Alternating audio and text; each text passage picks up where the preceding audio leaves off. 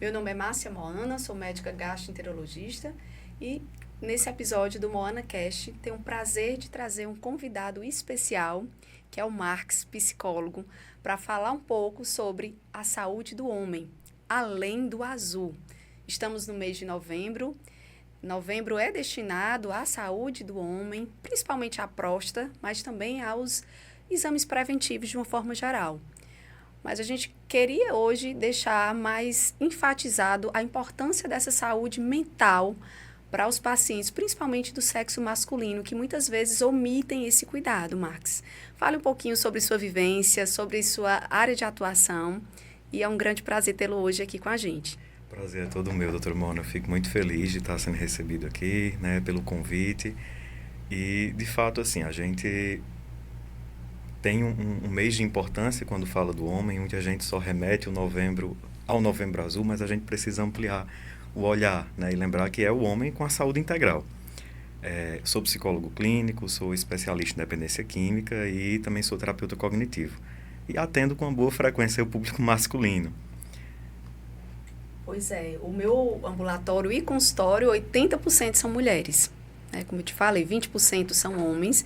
Muitas vezes, ou esses homens eles são trazidos pela esposa, pelo parceiro, às vezes omitem, não querem nem falar sobre os seus sintomas, né? O parceiro é que vem lá e comenta sobre as queixas do paciente. Então, ele às vezes nem aceita a sua doença. Imagine mudar aquele comportamento, fazer um tratamento, às vezes, por um tempo indefinido, né? E isso é bem desafiador para a gente no dia a dia. E o outro lado que a gente vê frequentemente são aqueles homens mais hipocondríacos, né, que nos procuram com muitas queixas, com muito medo de doenças e, às vezes, quando não consegue nosso contato pelo WhatsApp, procura lá nas redes sociais. E eu queria saber mais ou menos como é a abordagem desse homem, né, que procura você, que vai ter também esse perfil de homens que vai à procura por livre e espontânea vontade, e aquele outro que muitas vezes é trazido pelo familiar que está preocupado com aqueles comportamentos. Eu acredito que, assim, são dois perfis distintos, Bem como distintos. você trouxe. Então, assim, o primeiro, a pessoa vai trazer e dizer assim, ó, você precisa do tratamento, faça o tratamento. E o outro já vai procurar. Só que a gente precisa fazer aquele recorte que eu estava falando antes contigo, né? Que é o recorte cultural. Então, nós temos uma cultura de muitas vezes o homem não procurar ajuda para receber cuidado. Então, fica ali negligenciando a própria saúde. E muitas vezes, quando desenvolve até esse perfil mais hipocondríaco, é porque já negligenciou tanto que aí só vai se preocupar quando está lá no limite, né? Então, isso já é um problema. E quais são, assim, as principais causas que você acha que causa essa barreira no homem para procurar ajuda?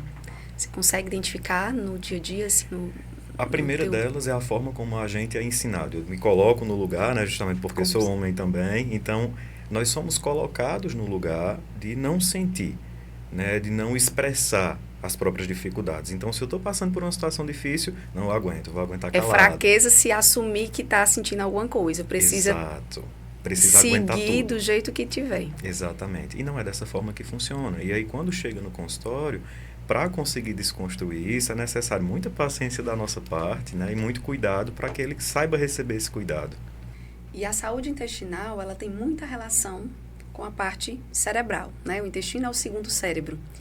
E a gente vê que muitos pacientes que sofrem com essas queixas intestinais, o que eu pego diariamente, esses pacientes sofrem com ansiedade, com insônia, né, com indisposição, cansaço, às vezes até baixa da libido, e nos procuram para tentar procurar uma solução mesmo, né? Saber se realmente o problema está ali no intestino, porque a gente conseguindo identificar essa causa, a gente consegue melhorar bastante essa parte emocional.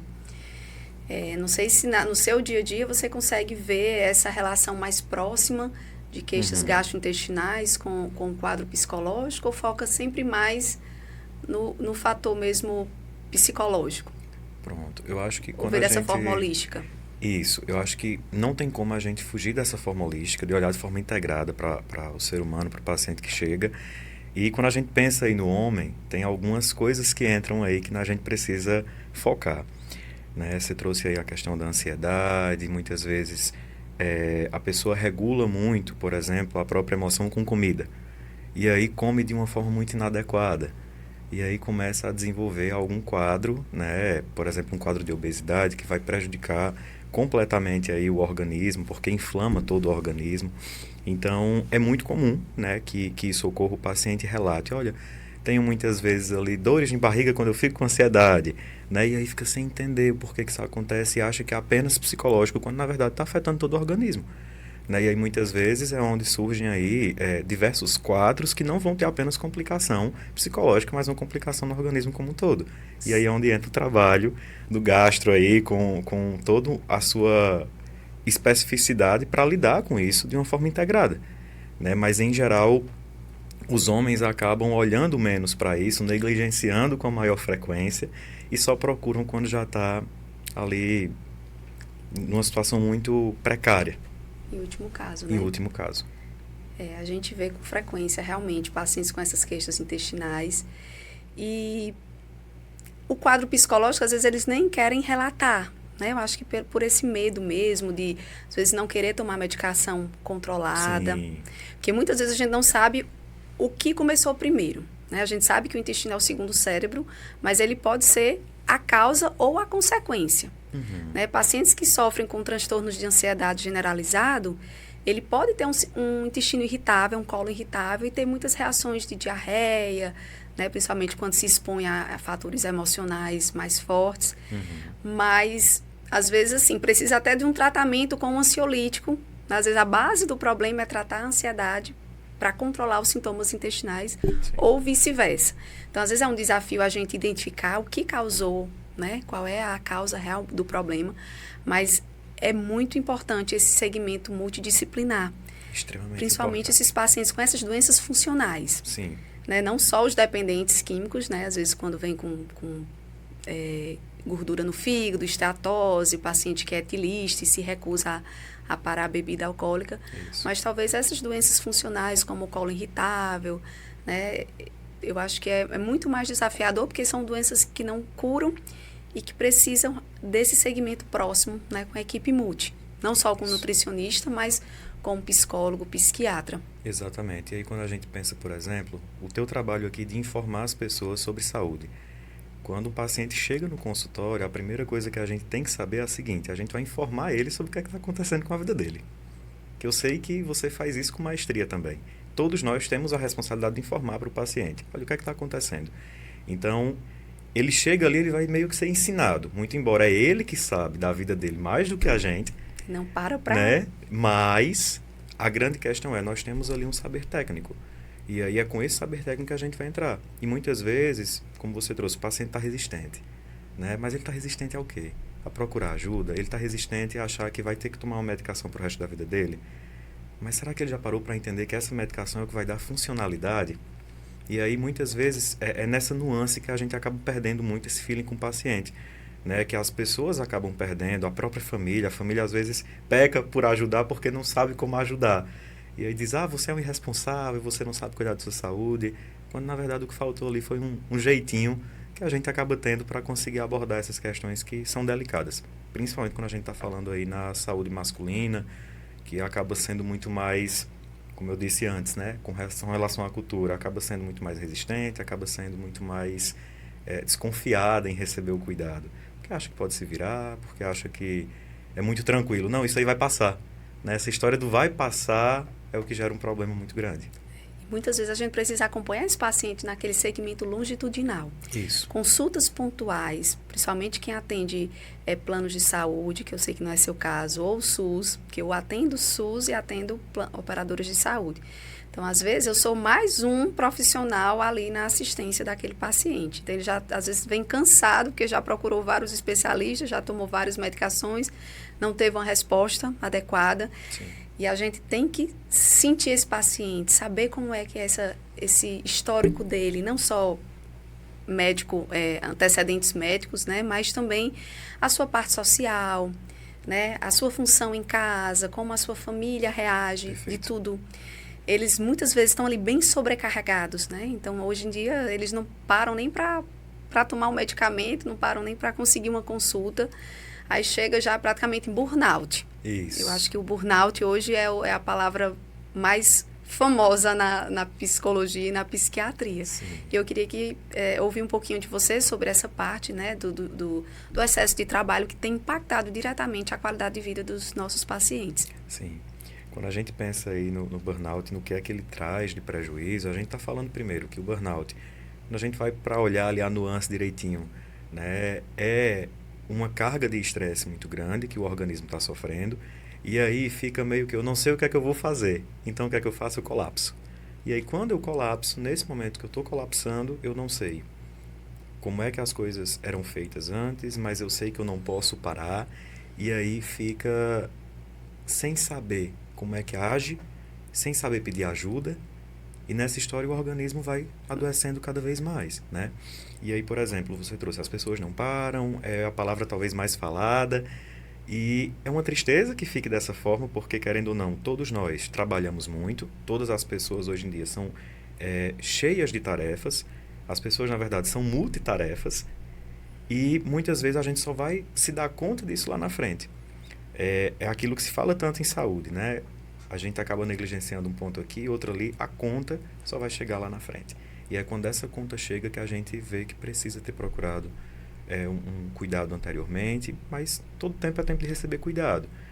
Mas quando a gente pensa aí no burnout, e aí puxando para o homem, vamos pensar o seguinte: se a gente está falando que o homem é culturalmente ensinado de que ele não pode procurar ajuda porque é sinal de fraqueza, então imagina só, sinal de fraqueza é muito maior eu estar doente e não trabalhar, porque é sinal que eu estou sendo muito fraco, é sinal que eu não estou conseguindo, por exemplo, pensando aí nos homens que são casados, não estou conseguindo trazer para casa, não estou sendo provedor, e aí tudo isso acaba ficando mais pesado, porque ele precisa estar sustentando aquele lugar de eu sou a pessoa que nada derruba, né? Ninguém vai conseguir me derrubar, nem mesmo a doença, nem mesmo a mim propriamente, e acaba que isso se acumula de uma forma que muitas vezes ele vai se ver em uma rua sem saída. E é nesse momento, quando ele vira, que ele vê que tem que procurar ajuda. Principalmente agora pós-pandemia. Eu acho que, sim, é um novo mundo agora, essa era pós-Covid. A gente viu que as pessoas... O quanto é normal as pessoas hoje tomarem medicações ansiolíticos, né? E até não só as sequelas psicológicas, mas as sequelas mesmo funcionais, né? Às vezes, sequelas pulmonares que ficaram, né? O medo, às vezes a ansiedade, a agorafobia, aquele medo de passar novamente por aquela situação. Por exemplo, minha sogra, até hoje, ela tem um pânico do Covid. Então, é algo que, assim, muitas vezes não vai conseguir, a gente vai conseguir tirar da cabeça dessas pessoas. E eu acho que, para vocês, ainda mais, um desafio ainda muito maior para abordar esses pacientes, né, que sofreram com essa fase pós-pandemia. Sim. E quando a gente pensa, por exemplo, de que assim, foi uma fase aterrorizante para todo mundo, ok que nós estamos hoje vivendo um processo que nós estamos nos reabilitando de uma situação que foi muito grave, né? Então é um processo de adaptação. E aí conseguir se adaptar a isso tudo envolve que a gente venha a entender que é uma nova realidade. E aí entra uma outra questão, né? A saúde mental ela começou a ser falada também ali na época da Covid. Né, as pessoas elas começaram a buscar, inclusive, uma ajuda em saúde mental de forma online, já que a gente não poderia sair tanto, tinha que ficar em isolamento. Mas o fator que pegou foi conexão social. Então, as pessoas perceberam e começaram a dar um pouco mais de valor à conexão social. Claro que nós temos aí, né, as contradições. Então, todo mundo sai para um restaurante, mas é cada um com o celular na mão, ninguém olha na cara de ninguém, não conversa, e isso acaba também se tornando um problema. Mas há sequelas muito grandes. E aí, quando a gente pensa, por exemplo, na rotina de saúde, olhando de forma holística para a saúde, vamos pensar o quanto, por exemplo, rotinas alimentares foram alteradas na época. As pessoas estavam pedindo muito delivery também, acontecia. O excesso de ultraprocessados, né? Exatamente. O quanto isso gerou prejuízo aí, por exemplo, na saúde intestinal. E aí, como você trouxe antes, há um eixo, né, intestino-cérebro, onde se um está ganhando, o outro ganha, mas se um está perdendo, o outro também perde. Também perde, com certeza. E queria saber um pouquinho mais sobre a parte da dependência química. Porque muitas vezes o paciente ele não reconhece que tem essa dependência, principalmente o álcool, que são os casos que eu mais recebo de homens que, por exemplo, têm uma doença muito avançada no fígado, que quando eu falei para ele que o primeiro tratamento seria deixar de beber, ele disse, doutora, pode me pedir tudo, mas não me peça para parar a bebida. Sim. Porque isso eu não consigo. E assim, não consegue e também, às vezes, não tem essa vontade de parar. Às vezes, não reconhece a gravidade daquele problema dele. Muitas vezes, isso acontece nas primeiras consultas, claro, né? Porque quando a gente consegue acompanhar, manter aquela boa relação com ele, a gente consegue convencer, né? Alguns pacientes são dependentes da nicotina, a gente consegue convencê-los de parar. Mas como deve ser desafiador pedir para esse paciente, assim, primeiro fazer com que ele entenda a gravidade da doença e ele reconheça que precisa mudar aquele comportamento, né? Porque mudança do estilo de vida é muito complicado. Eu acho que é a parte mais difícil da gente prescrever no dia a dia. Medicação, você prescreve lá e dá ao paciente. Sim. Se der certo, ótimo. Se não der certo, a gente troca a medicação. Isso. Mas, realmente, a mudança do comportamento, não só da atividade física regular, da mudança dos hábitos alimentares, mas principalmente a dependência química. Eu queria que você falasse um pouquinho mais sobre essa sua abordagem. Sim. Né? Eu sei que os pacientes nem todos vão com essa vontade de parar. Isso. Né? E Exato. aí, como é que você abordaria? Que eu acho que vai ajudar muita gente também no dia a dia de já iniciar essa abordagem. Sim. No ambulatório, no consultório. Perfeito. É uma pergunta muito boa e assim, eu vou começar lá pelo final, né? Quando a gente pensa, você falou aí de estilo de vida. Hoje eu estava até conversando recentemente com uma amiga que também é profissional de saúde mental. Eu disse, olha, é irresponsável da nossa parte, quando profissional de saúde, não conhecer medicina do estilo de vida. É necessário, né? Porque não é algo que se prescreve, como você mesmo falou, como medicação. Inclusive, as pessoas reclamam muito que está tomando muita medicação. Investe em estilo de vida, a probabilidade da medicação reduzir é bem grande, maior, né? Então, a melhor medicação que tem é o estilo de vida. Né, sabendo que existe ali todo um acompanhamento que as pessoas precisam fazer. Quando a gente pensa aí na dependência química, eu acho que você traz um ponto que é muito importante, porque há uma influência aí quando a gente pensa a nível do organismo e há também uma influência alimentar. A pessoa ela precisa reconhecer que de fato é um problema, só que nós temos uma palavra que as pessoas usam muito no dia a dia, que é força de vontade. Essa palavra ela não deve entrar no dia a dia quando a gente pensa em uma pessoa que está passando por uma dependência, seja qual for. Porque se a pessoa de alguma forma se pronunciou dizendo que sente uma dificuldade e ela consegue assumir que é uma dificuldade, ela já está solicitando ajuda. É diferente de todos os outros processos que a gente vê no consultório. Né? A dependência química, pelo próprio nome que está dizendo, a dependência. Então a pessoa está dependente daquela situação. Né? Porque, querendo ou não, o sistema, como a gente fala, o sistema de recompensa dela está prejudicado. Quando eu prejudico aquele sistema de recompensa no meu cérebro, o que é que vai acontecer? Ele não vai funcionar mais da mesma forma. Então, ele vai sempre pedir mais daquela substância. E aí, por exemplo, vamos pensar no alcoolismo. Uma droga que é socialmente aceita, é socialmente estimulada, e aí a pessoa sai para todo local, e todo local é exposto ao quê? Ao álcool. As festividades todas têm um álcool no meio, né? Todos então, têm álcool. Quem é que vai... vamos se reunir em tal local. Exato. Cada um leva a sua bebida, e acho que a única certeza que tem é que tem que ter a bebida alcoólica no meio. Exatamente. Né? Não está preocupado com quais são as comidas. Comida, look, horário, local, mas Exato. A bebida todo mundo já sabe qual é que vai levar. Exatamente. E aí quando a gente pensa, por exemplo, no tratamento, tem uma abordagem que na verdade é uma forma de se comunicar, que hoje é muito falada aí, tanto na endocrinologia, na própria gastro também, na psicologia, que é a entrevista motivacional, que é uma forma que a gente tem de motivar o paciente de uma forma, eu brinco até às vezes sorrateira, então você pega a palavra dele e joga para ele também para ver a importância. E é uma forma que a gente tem de abordar o paciente, que muitas vezes ele não reconhece que é um problema, mas quando você vê ele está se queixando. Então ele se queixa, por exemplo, se está sentindo alguma azia, ele se queixa que está sentindo muita dor no estômago, ou então ele se queixa que não consegue dormir bem, né? Está sentindo muita enxaqueca. Tudo isso já é uma forma de abordar e dizer, mas será? Pegando esses pontos fracos dele, né? Exatamente. Pega aí esses pontinhos e vamos mostrar junto. Olha, será que isso que está acontecendo, como será que a gente pode implementar? E às vezes, não necessariamente começar pelo bora parar com toda a substância de uma vez, começar o diálogo dessa forma, mas vamos começar a implementar algumas mudanças. E aí a gente vai chegando na parada do uso da substância. Porque se aquela pessoa de alguma forma faz aquele uso com muita frequência, pensar em deixar aquilo ali já é uma tortura. Mas ao mesmo tempo a gente sempre precisa deixar em aberto a ideia. Olha, é uma possibilidade sim, é possível. né? Porque, querendo ou não, se é uma substância que causa prejuízo, o uso causa prejuízo, então deve ser parado.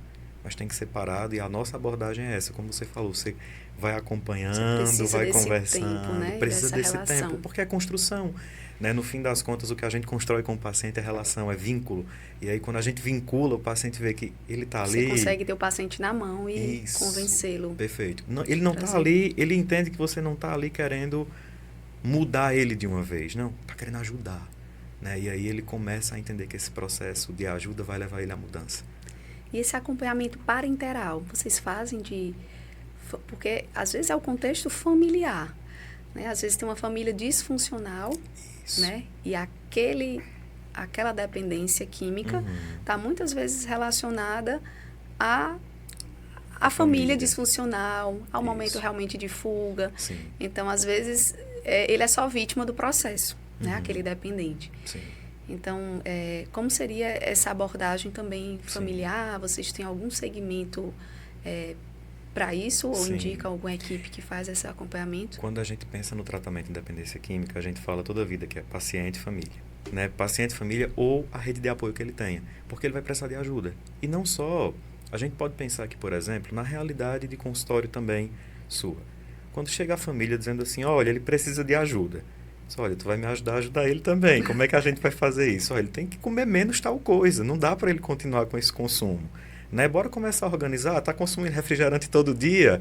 Bora deixar só para o final de semana. Vamos reduzir um pouquinho o dano do que é o refrigerante todo dia. Até que a pessoa vai entendendo que é prejuízo.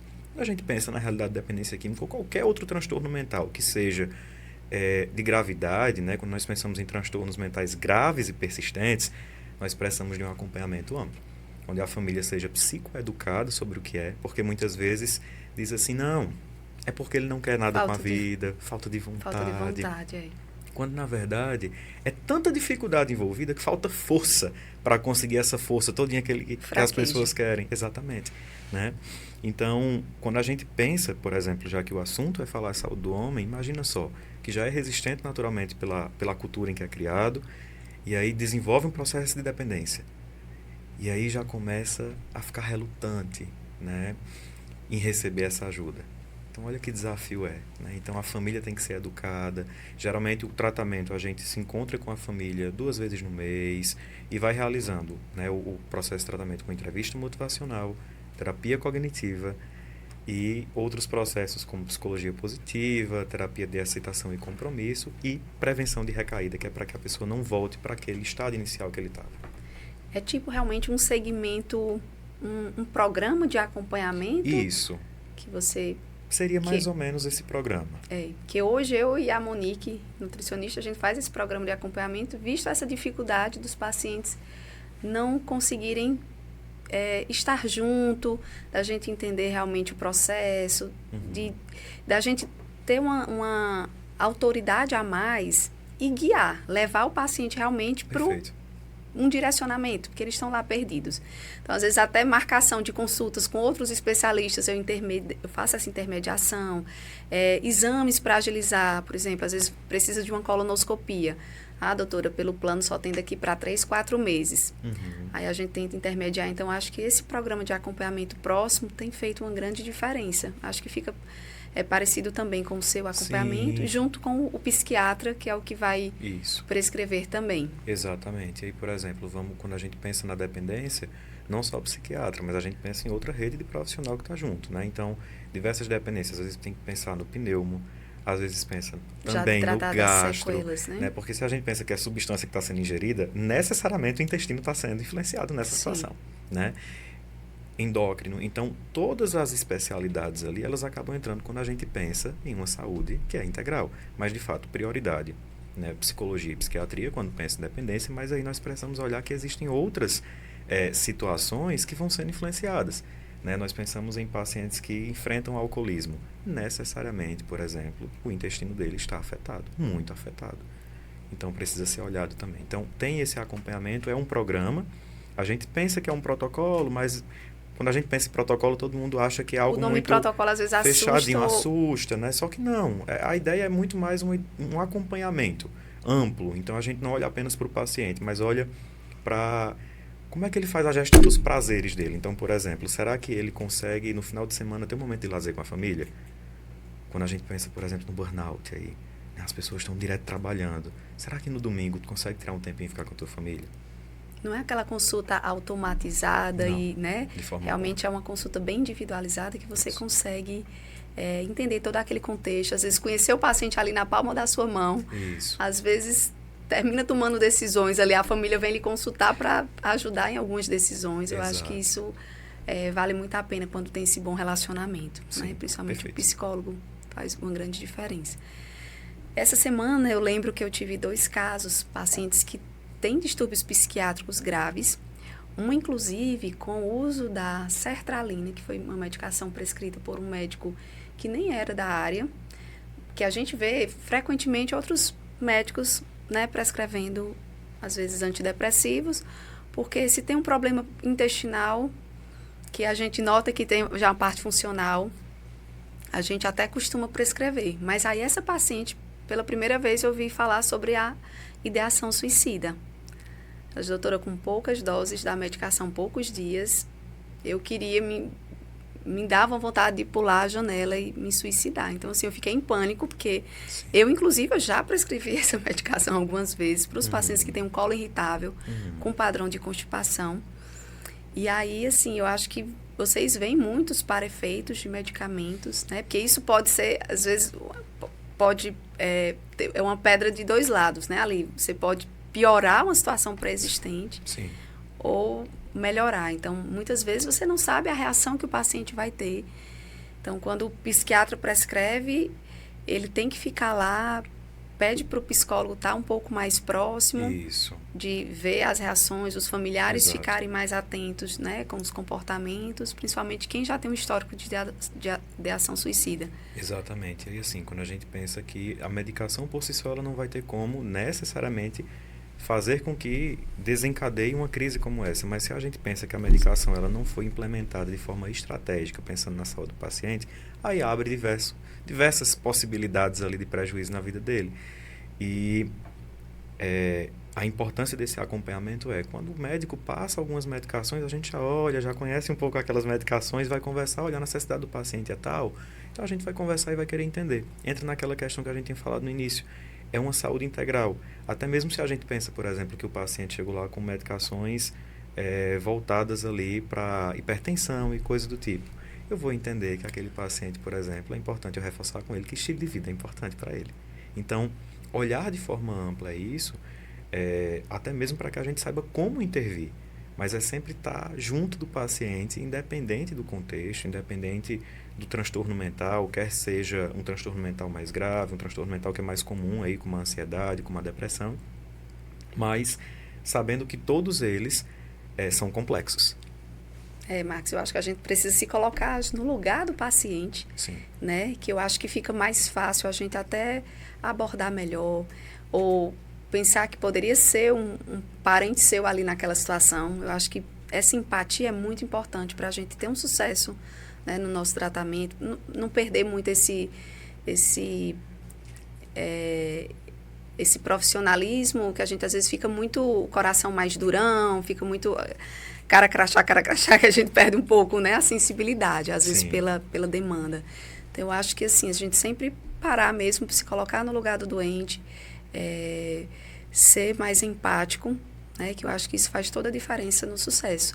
Às vezes, só ouvir o paciente, né? O que eu vejo, doutora, continue sendo assim, olhe nos meus olhos, continue me ouvindo, porque tem muitos médicos que nem sabem a cor da roupa que eu vim, né? Não olham nem para a minha cara.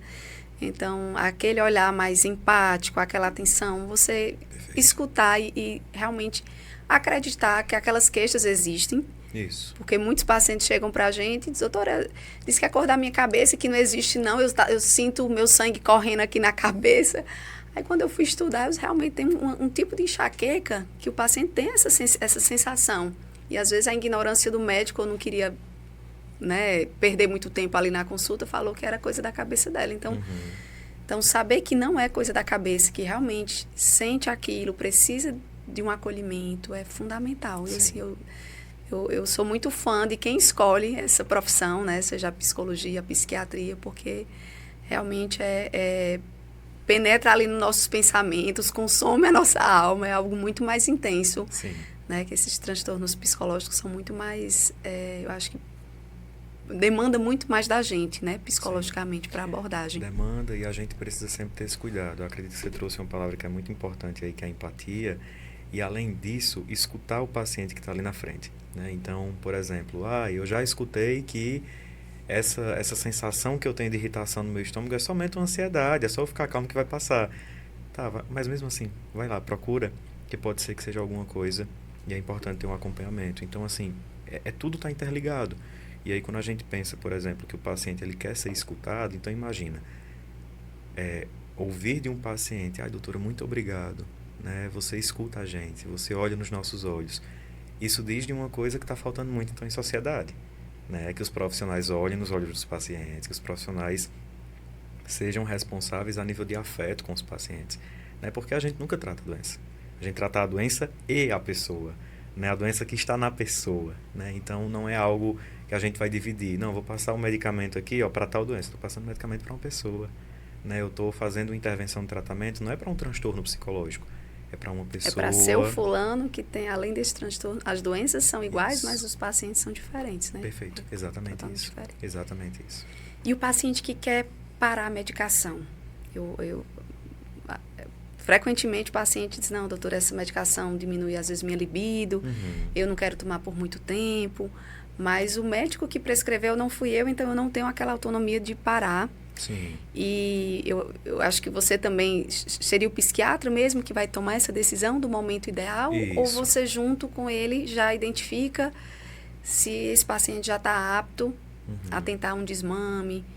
Porque a minha impressão é que muitos vão precisar, pelo menos de forma de resgate, essas medicações. Sim. Porque uma vez tem um transtorno de ansiedade generalizado, é difícil curar. Às vezes tem um momento de estresse que teve o estopim, por exemplo, teve a pandemia, deu aquele, né, foi aquele gatilho. Perfeito. Passou por algum problema familiar, doenças, foi o gatilho. Mas eu acho que vai ter a recaída, né, vão ter as recorrências. Sim. E às vezes o paciente ele quer parar antes do tempo. Sim. E eu acredito que esse ponto é importante, porque tem uma palavra cura, que eu acho ela muito delicada quando a gente fala em transtorno mental. A gente fala em remissão de sintoma, porque não tem como eu ter uma garantia que aquilo ali foi curado a ponto de sanou tudo. É muito delicada a palavra cura quando a gente fala em saúde mental. Então é muito melhor falar que houve uma remissão de sintoma quando a gente pensa no transtorno, e quando nós falamos aí na medicação, no uso da medicação, eu quero parar a medicação. Uma das coisas que a gente precisa entender é o quanto esse paciente foi educado sobre os possíveis efeitos colaterais que a medicação possa ter. E entender que esse é um período que ele vai passar. Claramente, a gente, enquanto psicólogo, não tem a autorização de mexer naquela medicação, mas há uma conversa com os médicos. Então, há uma conversa com o médico psiquiatra para conversar com ele e dizer assim, olha, o paciente está sentindo tal coisa, tal incômodo, o que é que pode ser feito? E daria para trocar, mudar a dose. Exato, até ou mesmo, até por tentar exemplo, o desmame. Se ele está tendo problemas aí com a libido e aquela medicação não necessariamente vai influenciar tanto, não só alterar a medicação, mas encaminhar, por exemplo, para um colega que seja urologista, se for se tratando aí de um homem, se for o caso, encaminha e vai ver de fato o que é que pode ser, porque pode ser outra coisa que a gente ainda não está nem pensando, né? Então, analisar de forma ampla é importante, principalmente por uma questão. Tem muitos pacientes que querem parar a medicação por conta. Por conta própria. E aí, é muito comum. Muito comum. E não somente na saúde mental, você sabe disso. Tem paciente que para. Não, já parei de sentir determinado incômodo que eu estava sentindo no meu intestino, tá tranquilo. Em qualquer doença crônica, né? Sim. Qualquer doença crônica. Não, tá ótimo. Aí passa um tempinho sem. Para ter um efeito de aquilo tudo voltar de forma muito mais intensa. Um rebote, o efeito rebote. É bem pior. Né? Então, assim, educar o paciente, motivá-lo, aquela questão da entrevista motivacional é muito importante, porque você vai contornando junto com o paciente, é como se fosse segurando na mão dele e mostrando o caminho. Olha só, quando tu estava ali, né, interrompeu a medicação, o que foi que aconteceu? Né? O que é que a gente pode fazer? Quais são as ações do dia a dia que a gente pode fazer para reduzir esse desconforto que é tomar medicação todo dia? Você vai continuar tomando a medicação, mas outras coisas podem ser feitas para amenizar esse desconforto. Seria tão fácil, né? o nome? Marques. Marques, desculpa. Tranquilo. Seria tão fácil se eu acho que os pacientes primeiro passassem no seu consultório. A triagem, né? A triagem ser você, depois vir para mim, porque eu acho que mudaria muita coisa. Sim. E eu vejo que a saúde mental, eles negligenciam bastante, né? Então, quando o corpo está gritando ali por um sintoma mais grave no intestino, no estômago, Sim. o medo de um câncer, né? Porque, assim, o transtorno psiquiátrico, para mim, por exemplo, a depressão é o câncer da alma, né? E o paciente não vê aquela doença, acha que não vai matar, né? A não ser quando tem realmente uma esquizofrenia grave ou uma ideação suicida, mas a grande maioria vai levando, diz que sempre foi dessa forma. Às vezes se omitem de fazer terapias, que eu acho que é fundamental. Sim. Até eu, inclusive, eu prescrevo a terapia, mas às vezes você faça o que eu digo, não faça o que eu faço. Sim. Né? Então, Sim. acho que a gente, até nós médicos mesmo, profissionais da área de saúde, precisamos ter esse cuidado com nossa saúde mental. Porque, assim, não só as redes sociais, os grupos de WhatsApp, a gente acorda já com a cabeça a 1000 por hora. Exatamente. Então, como era fácil Sobrecarregados. antes, né? Porque já em 10 minutos que você abre o olho, sua cabeça já inundou com muitas informações e coisas Isso. ruins que infiltram, que você nem percebe que está ali, né? Pesando, né? No seu Exatamente. inconsciente. Aí o seu balde já vai cheio para o trabalho. Exato. E aí, por exemplo, tem um ponto que eu acho que é necessário, né? Você falou, a gente já acorda com a cabeça cheia. Já acorda cansado. Um problema muito pesado que a gente enfrenta aí desde a pandemia são as questões de sono. Então, as pessoas, elas têm tido um sono muito ruim e começou a dar uma maior ênfase. Recentemente, aqui na psicologia brasileira, a gente tem falado, não era comum aqui no Brasil falarem sobre psicologia do sono, mas agora tem falado com maior frequência, porque é necessário, né? Sono, ele faz parte da nossa vida. Sem um sono de qualidade, a gente não vive bem. Básico. É o básico, né? E aquela questão que todo mundo fala, não tem um básico que funciona? A gente não tem feito. Não tem feito o básico bem feito, né? Exatamente, não tem feito o básico bem feito. Querem ir para as modinhas, né? Tomando muitos manipulados, muitas medicações e vitaminas e um estilo de vida muito corrido. Isso. Carga de trabalho em excesso e Exatamente. o básico bem feito, que é o segredo de tudo. Exato. Tá E entra sendo naquela deixado. questão, não seguir tantas modinhas. É melhor você adaptar um estilo de vida que caiba para você. Né? Eu já escutei com muita frequência, né? Acorde 4 horas da manhã para você conseguir despertar bem e tal. Gente, não existe um milagre da manhã. O milagre da manhã do livro, né? Não existe, né? Não existe esse milagre da manhã. Não existe essa ideia de tenho que tomar banho frio porque senão não vou ter um dia desperto. Não. Você tem que dormir bem, comer bem, fazer atividade física, ter boas relações sociais, que a gente sabe que hoje é fator de saúde mental, é você ter conexão social com as pessoas. Então, isso é extremamente importante. Fazer esse básico, ingerir água, tudo isso. Né? Eu não preciso estar inventando moda, eu não preciso estar procurando... o que é que eu preciso repor esse mês? Né? O médico vai te dizer, não faz isso só. Né? E assim, vai para profissionais que são responsáveis, que saibam dar um bom direcionamento, porque é aquilo que eu falo com os pacientes com certa frequência. Inventar a roda nunca é interessante. Então, procura aquilo que já funciona, que é baseado em evidência, ou seja, que a gente vá saber que tem um direcionamento científico e que vai garantir, de alguma forma, uma caminhada mais tranquila. É difícil, bem difícil. É. Principalmente dessas novas gerações, né? Exato. Bem complexo. E o que é que você poderia nos ajudar, profissionais de saúde que estão sobrecarregados, que recebem muitas mensagens, às vezes, dos pacientes, que não conseguem desconectar? Vocês devem ter um celular à parte para o paciente ou... Pois Teria, assim, para garantir sua saúde mental, o que é que você tem feito? Pois é. A gente geralmente delega Porque, um pouco assim, a você função. nunca vai... 24 horas você tem que ser psicólogo, né? Se você permitisse isso, 24 horas você estaria exercendo sua profissão. Exato. Mas você sabe que tem que ser o seu tempo de lazer com a Isso. família, você tem que Exato. parar para atividade física, né? Em Desconectar geral, do mundo. Isso, perfeito. Desconectar, né? Desconectar. Desconectar do mundo, desconectar com outras coisas, né? E uma das coisas que faço e que eu recomendo muitas vezes, eu falo sempre, eu dou uma recomendação para os profissionais de saúde, mas eu puxo toda a vida a sardinha.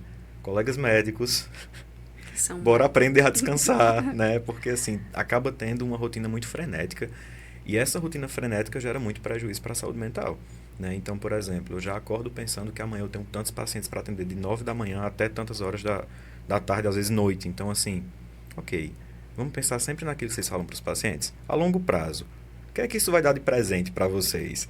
né? Para nós mesmo, profissionais de saúde como um todo. Né? Então, assim, no meu caso, tenho sim o meu contato mesmo, tenho um contato profissional, os pacientes sabem a quem recorrer, como recorrer, e eu acredito que a gente possa fazer essa educação também para os pacientes.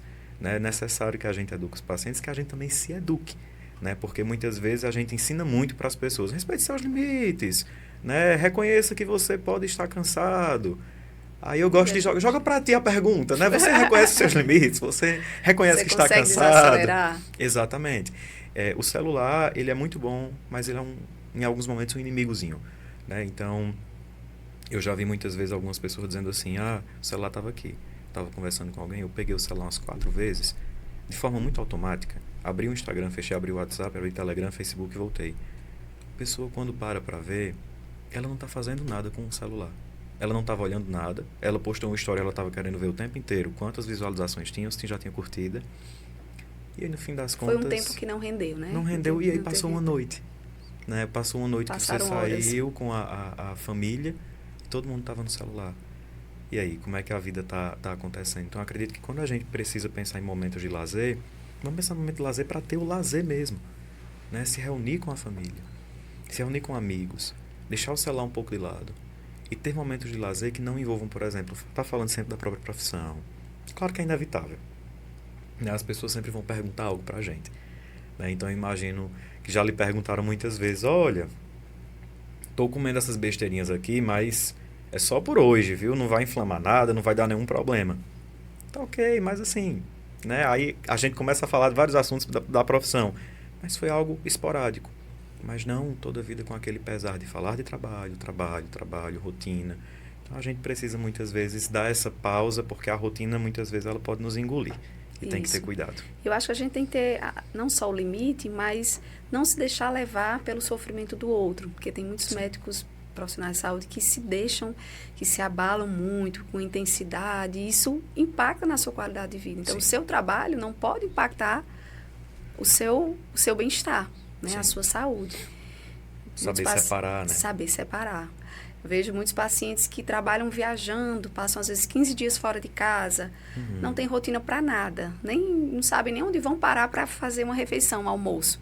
Então, isso eu acho que tem sido hoje um grande desafio para eu conseguir manter uma saúde intestinal, uma flora intestinal controlada com esses pacientes que a Coca Zero sempre está ali do lado. e realmente eles querem ter essa tipo a lei do merecimento, né? Então, estou trabalhando muito, eu preciso comer esse meu... Essa lei do merecimento. Começa a merecer muita coisa, né? A gente se perde, né? Aí vem todos esses transtornos, a obesidade, Isso. A síndrome metabólica, a gente vê os pacientes com perfil lipídico alterado, né? Pressão alta, diabetes. E por isso que estão tantos jovens, né, falecendo por doenças cardiovasculares e não entendem qual é o X da questão, né? Que realmente é a falta mesmo do cuidado do estilo de vida. Exatamente. É focar sempre no estilo de vida. Sempre. E como Perfeito. é difícil. Muito difícil. A gente tem que tentar dar o nosso exemplo. Sim, né? Exato. De fazer boas práticas mesmo na saúde. Sim. Estimular de uma forma indireta ou direta em redes sociais. Sim. Que isso estimula e você tem propriedade para falar. Porque tem colegas que fumam e pedem para o paciente não fumar, né? Sim. E tem colegas que às vezes são dependentes da bebida, mas é bem desafiador, porque cada um é ser humano, né? Exato. Cada um tem as suas fraquezas, fragilidades e a fuga. Exatamente. E quando a gente olha para isso, né, pensar o seguinte, a ideia de nós termos práticas é muito mais no sentido de ter performance, né? Não precisa ter performance, alta performance, mas sim manter uma saúde e um bem-estar que nos permita viver bem. Alta performance, tu fala de querer ficar o tempo inteiro performando, que eu tenho que ser um atleta a cada atividade. Não há necessidade, eu preciso praticar. E hoje estão tirando a saúde por causa que precisa o corpo perfeito. Exatamente. Né? E aí, isso tira a saúde. Usa anabolizantes, mulheres e homens, inclusive. Exatamente. Lesões articulares graves, dores, né, articulares, muitas vezes que vão ser irreversíveis. Isso. Então, como será essa geração daqui para uns anos, né? Com todo... Precisamos ter cuidado e focar no estilo de vida e uma vida mais leve. Né? Bastante. Pois que papo leve. Foi muito bacana. Gostei bastante. Ótimo. Muito obrigado. Foi um prazer. Eu pretendo fazer outros momentos aqui com você, com um dos psiquiatras que você acompanha, que eu acho que sempre agrega bastante. a nosso segmento. Inicialmente, a gente pensou em ter realmente um psicólogo nesse nosso programa. A gente tem um programa Intestinal Experience, que sou eu e a Monique, que a gente aborda mais esses pacientes com doenças funcionais, esses pacientes que já estão perdidos. Sim. Né? E, assim, seria fantástico a ajuda do psicólogo nesse acompanhamento, porque muitos têm a parte psicológica mais abalada. Sim. Precisaria desse acompanhamento e a gente, quem sabe, faz aí uma parceria. Fica à disposição e eu agradeço, né, a confiança e a conversa. Foi ótimo aprender contigo também, viu? Obrigado. Qual o recado você dá para os homens? Você como homem que preza muito pela essa mudança do estilo de vida, para poder, depois dessa nossa conversa, conseguir mudar, dar aquela virada de chave, que eu sei que é bem difícil, Sim. mas que não é impossível. Eu acho que eles precisam acreditar neles mesmos. Sim. Né? Eu acho que não deixar só para a mulher tomar o cuidado, para o parceiro tomar o cuidado, mas ele mesmo ter essa consciência do impacto que aquela doença ou aquela condição está causando, fazer tipo aquele recordatório de tudo que está impactando. Sim, a linha do tempo. A linha do tempo, para ele poder enxergar isso. Sim. E tentar, porque as atitudes da gente é que fazem com que as coisas mudem. Exato. Às vezes a gente culpa a vida, que quer que tudo mude, mas a mudança vem dentro de nós. Então, Sim. Qual seria o recado que você deixaria hoje para esses homens que estão precisando dessa virada? Perfeito. Eu acredito que se a gente pensa naquilo que é importante na vida da gente, e eu quero manter essas atividades que são importantes, então, por exemplo, se você é um pai de família e você acha que é importante ter tempo de qualidade com a sua família, né, sabendo que a vida passa tão rápido, os filhos vão crescer e você não vai ver esses filhos crescendo, bora pensar em cuidar um pouco mais da saúde para ter maior durabilidade, né, para ter uma durabilidade com bem-estar com essa família. E quando a gente pensa, por exemplo, em pessoas que gostam muito do trabalho, amam o trabalho que fazem, que a ideia é essa, que a gente ama o trabalho. Mas será que da forma como eu estou levando a minha vida, eu vou conseguir manter como eu quero? Os sonhos que eu tenho, eu vou conseguir realizar? Então, talvez o ponto que a gente precise é começar a investir em cuidado como forma de continuar vivendo bem, do que não investir em cuidado por medo de ser visto como fraco. Eu acho que esse é um ponto que é crucial. A virada de chave é essa. Eu não preciso ver como fraqueza, eu preciso ver como investimento de vida. Perfeito. E aí a gente encerra o nosso Moana Cash. Espero que a gente tenha agregado bastante na saúde do homem, principalmente, que é hoje o nosso maior desafio. E viva leve!